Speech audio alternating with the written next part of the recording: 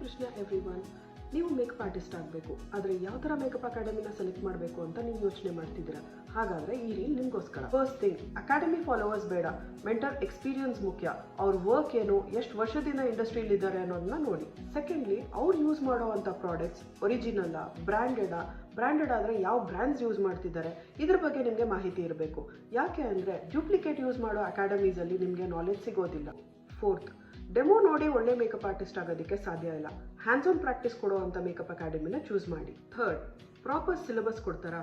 Skin prep, colour theory, correction ಮತ್ತು product knowledge ಎಲ್ಲ mention ಆಗಿರಬೇಕು. ಫಿಫ್ತ್, ಫಿಲ್ಟರ್ಡ್ ರೀಲ್ಸ್ ಬೇಡ.